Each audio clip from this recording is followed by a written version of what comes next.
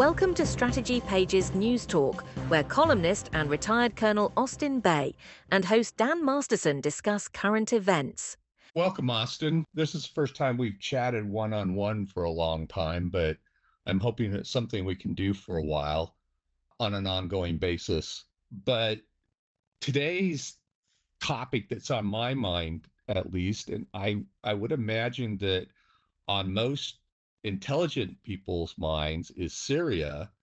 This all sort of snuck up on maybe the general public, like myself.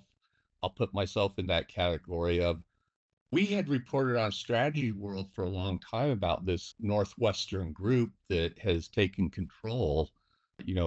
Everybody had sort of gone hands off with them, the Russians, the Syrian government, and had left them alone because they were so strong. But how did they all of a sudden just take over?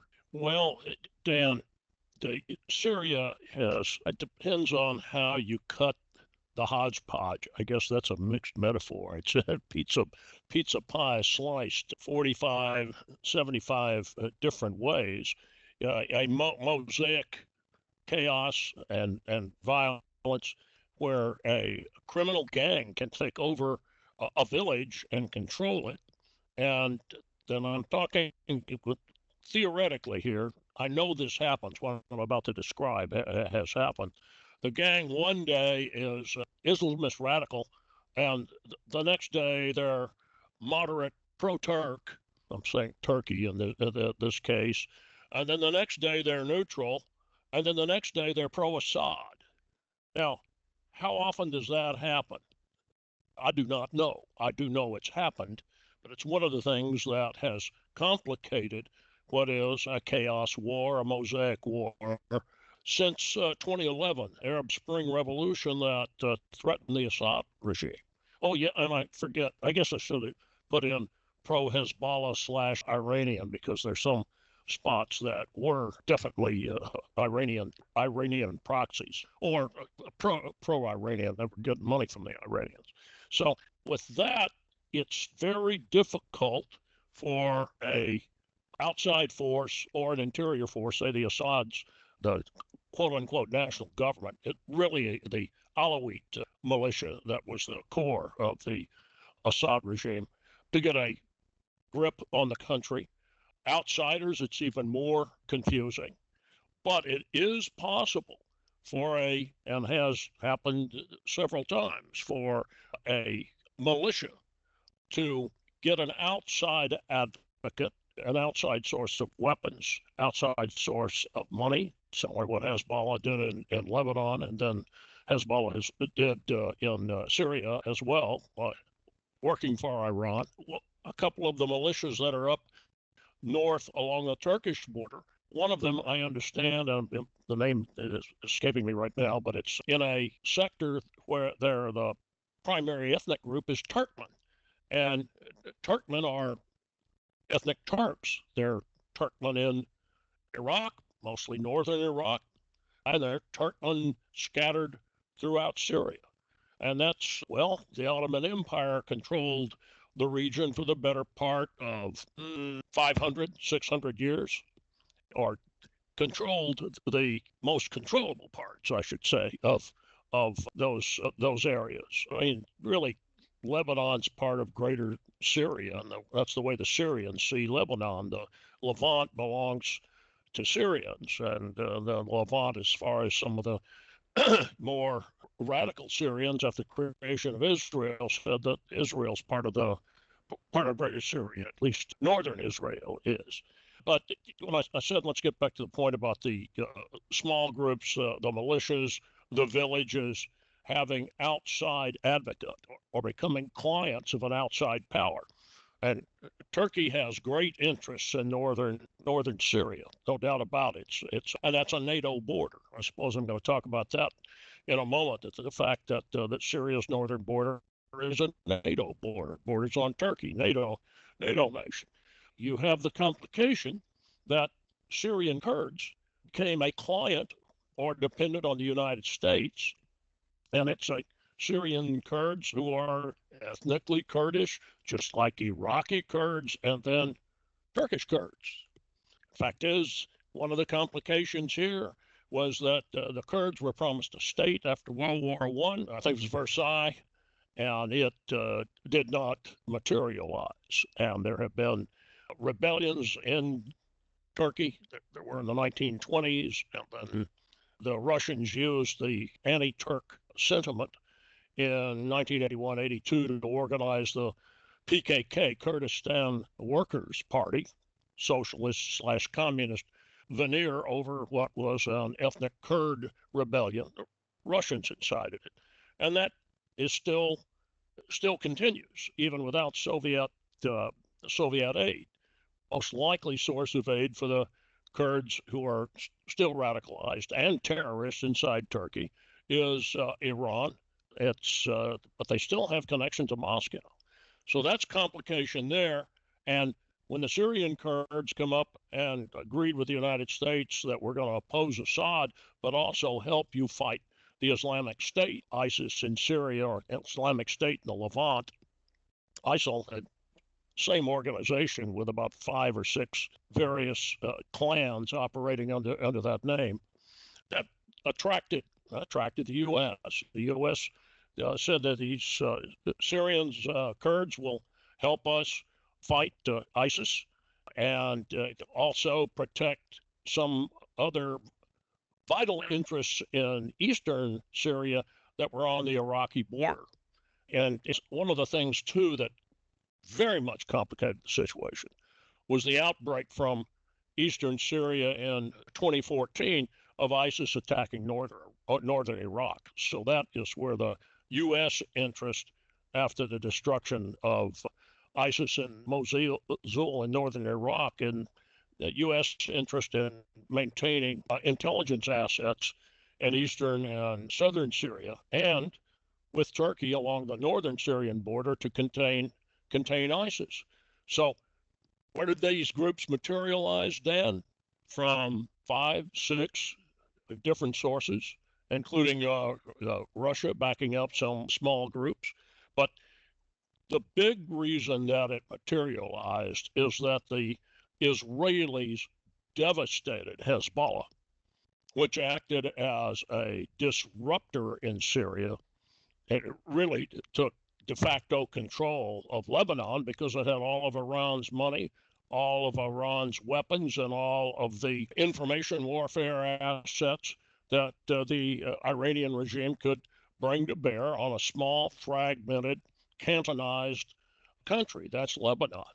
And they operated fairly freely in parts of Syria. Well, Hezbollah lost many of its leaders, either dead or wounded in the famous pager attack, the Grim Beeper, as one called it. That really hurt Hezbollah. And then Israel has been very methodical in southern Lebanon and actually in Beirut as well, taking out Hezbollah weapons, ammo dumps, other supplies, communication, and then also striking those kind of targets in Syria.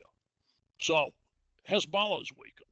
At the same time, the Israelis had been striking what they thought were, or knew, I should say, what they judged to be Hezbollah support sites controlled by Assad supporters, or Syrian army, taking them out because Syria, at least the Assads, were another client of Tehran, of Iran, part of the so-called Shia Crescent that Iran was trying to build up to both reach the Mediterranean Sea and surround Israel with proxy armies. So the devastation of Hezbollah and Syrian army that Israel associated with Hezbollah created a power vacuum. Also, Russia withdrew. I'm not sure how many personnel it pulled out, but so they pulled out fighter jets, cut back on logistical support for their units in Syria, and because they're fighting a war with Ukraine and taking hideous losses. That's another movement away from one of the forces that would support the Assad regime. And Turkey, and look, I have so many problems with Recep Tayyip Erdogan, the big man in Turkey. But the Turks are tired of the chaos in Syria. They're tired of, and I read this in the English language Turkish press. It's there all the time. Right now, they have, according to the United Nations, 3.7 million Syrian refugees either in Turkey or in the buffer zone that they created de facto in 2019, quote unquote, officially created a buffer zone to take care of Syrian refugees. But that's a lot of refugees, and it's been over 2.5 to 3 million since about 2015 or 2016. And those are not just Turkish figures, they're UN figures and they're EU figures as well. How are we going to get this over? Want them to go home. U.S. policy is the same thing. They wanted peace so the Syrian refugees could return. And a lot of those refugees, again, this is from reading what the analysis that's both Turkish and UN, were the productive Syrian middle class. They were people with skills, bankers, doctors, lens makers, manufacturing experts. They pulled out, and first of all, they had the money to be able to escape, but they still arrived in Turkey, dependent on aid from Turkey, the EU, UN, even the U.S. So here's the power vacuum, and this is what me coming back in. There are other people who've said this now, but the power vacuum, part of the reason is there's an opportunity. And as far as I can tell about this outfit, HTS, as it's called, Hayat Tahrir al-Sham, it used to be al-Nusra, or was associated with a group called al-Nusra, which was associated with the Islamic State. But they were together, they were coherent. Looks like they tacked on a few other groups.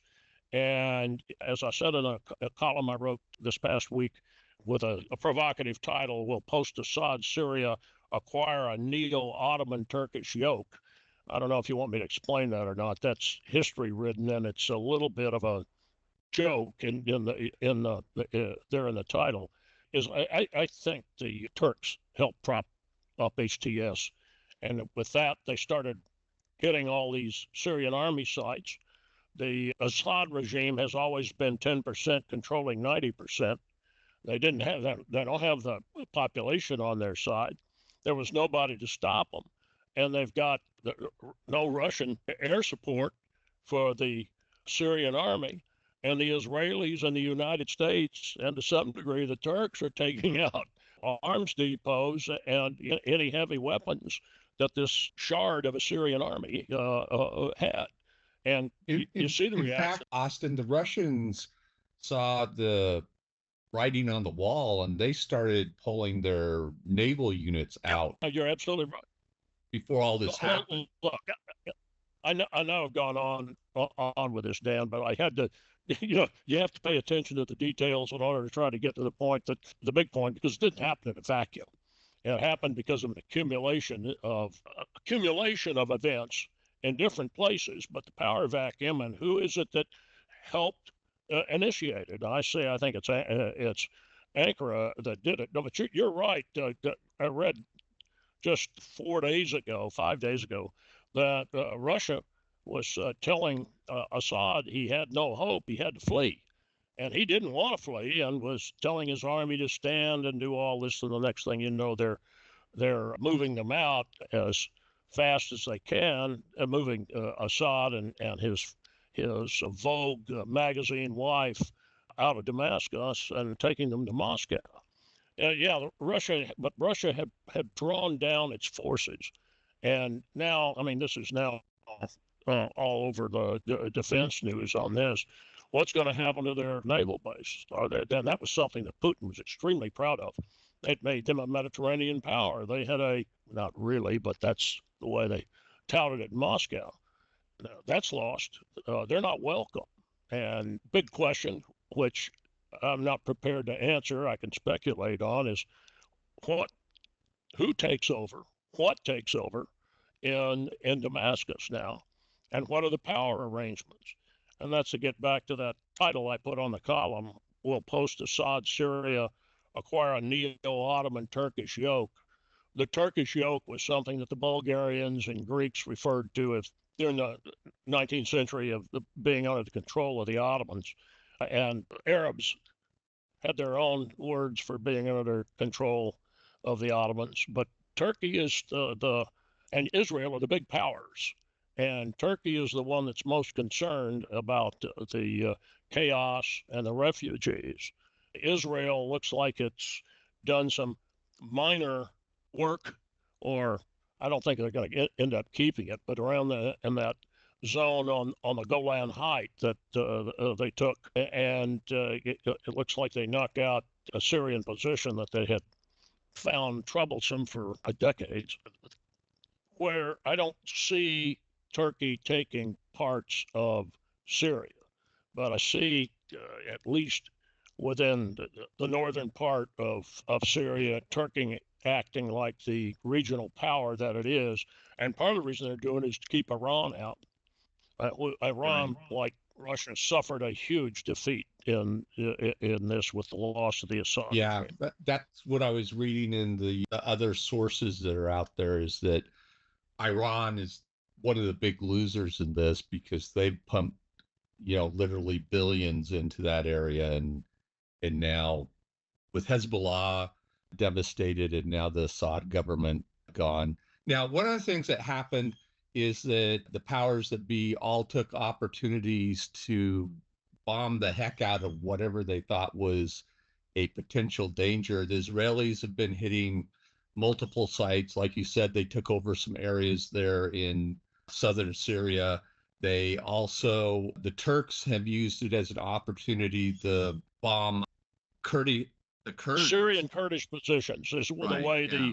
except that the way the Turkish media, or I should say the Turkish military, reported terrorist associated sites in northern Syria. That's basically the way they said it. The last reported as sensational in the news, I guess, because they see the Israeli and the Turkish stuff more sensational, is that the United States took the opportunity to send in several sorties on supposed ISIS positions, correct? U.S. does that all the time.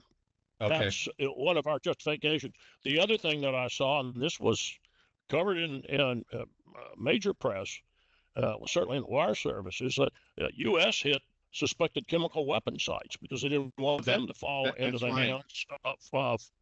And look, the Israelis, the United States, Turkey, I'll just say the Iraqis, everybody, and don't laugh at this, everybody rational doesn't want to see any chemical or nuclear weapons in the hands of any of these Islamist crazies. That's like ISIS, Al Qaeda, remnants, whatever.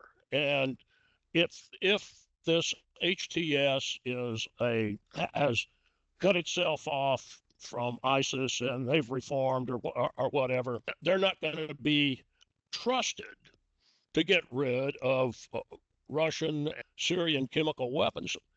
Not by anyone rational. The Israelis and the U.S. went after them. Turks would go after it too. If their ally, the U.S., and their quasi-ally, we can discuss that at another date, Israel weren't already go ahead and taken care of. We can't have those out there. And if I don't know what's going on, we can't know what's going on at the classified level, but if I were NATO and Israel, I would be pushing the Russians hard on what did you leave and where did you leave it, and we'll see. Those that really does matter, Dan, because Assad used chemical weapons, and these people would use them too. Well, not only that, there were other Russian weapon systems that were brought into the country. Maybe they found out they weren't as effective as they claimed they were, but they had their anti-aircraft missiles that they had in there and a bunch of other equipment. Hopefully they didn't leave it all behind like we did when we evacuated Afghanistan. look, one of the comments on that actually I made discussing this quick withdrawal is that it's shades of the Obama administration skedaddle in July and August 2021 from Afghanistan. I mean, Yeah, what's you left? mean the Biden administration? You said the Obama administration, but Did I maybe say it was Biden, the Obama? Obama administration. No. I meant to say Biden Harris, but a biblical. Right. But you get A the Freudian slip there. well, maybe not. Obama made one of his biggest mistakes about Syria, establishing a red line, no use of chemical weapons, and then he failed to back it up. Right. That was a huge mistake. He said, with all the chest puffed out, we're going to stop it, and then he didn't do it, and that is extremely harmful when a American president puts his reputation on the line and doesn't back it up. Trump ended up backing it up, going after some of those sites after he became president. But look, the thing is that it's not. It's comparable in that you have a nuclear power that has global reach skedaddling from Syria, comparable at one level, but another level it's not because Russia didn't have as many assets committed. It does lose, or is in the process of losing its seaport for maintaining a naval presence in the Mediterranean. It loses bases and it loses face in a major way. But Russia's also struggling with losing face because it didn't roll Ukraine in 3 weeks like Putin said they would in February 2022. So Russia takes another big loss. Are there any winners? Ultimately, the Syrian people are winners. They're rid of the Assad regime, which is just evil. Stick by that. Evil towards Syrians. Like I said, it was 10% oppressing the other 90%. Ultimately, they win that, but there's going to be chaos, and they're going to be, well, the way I described the hodgepodge, armed hodgepodge, that's going to continue for a while because no Turkey and the U.S. don't want to go in and conquer things and fight everybody. They want everybody to calm down, and then they want to see what emerges in Damascus that has some degree of buy-in from all of the ethnic and religious groups in Turkey. Let's go back to the demography and geography, which I really didn't start with, but it's like Lebanon. It's a religious and ethnic mosaic. You've got leftovers from all kinds of empires in there. Lots of Armenians, as well as quote unquote Arabs with Greek ancestry and Phoenicians. I mean, I read a study now 35 years ago on the Alawites, and religious, a Near Eastern religions expert, a woman, said the Alawite religion is really Canaanite with a Muslim overlay. Fascinating study. It really was a monograph. He says you could see in Alawite liturgy, such as it is, elements of what we would see in quote unquote Phoenician and Canaanite. In other words, Baal worshippers in 800 BC or 1000 BC. Now, whether she was right or wrong on some of her conclusions about the Alawite religion, she was right in that her description of all of these elements at play in Syria was dead on. You've got the leftovers of many empires living in Syria and Lebanon, and it makes it difficult to produce a cohesive country. As it is, there's another one of the problems of drawing boundaries after World War I, because it had been under Ottoman Turk domination, and lines are lines in the sand. Yeah, that northern border is basically where the Turkish army withdrawal ended in October, November 1918, after withdrawing from quote unquote Palestine and the General Allenby's offensive. Yeah, it's amazing, and we'll end it here, but it's always amazing to me and it's why it's so fun to talk to you and Jim about current events, is because they always trace back to past events. Well, the past events shape them. Right. And let me end it with this statement, okay? Okay. Well, observation. It's an observation. People can say, well, I want to start now, and this is how I feel. Okay, but that's not why. If you don't understand how you got to the situation, your feelings are not going to be determinative. So that is right. I hope this. All right. Thanks. We'll talk to you next time. Bye. Glad to do it. Take care.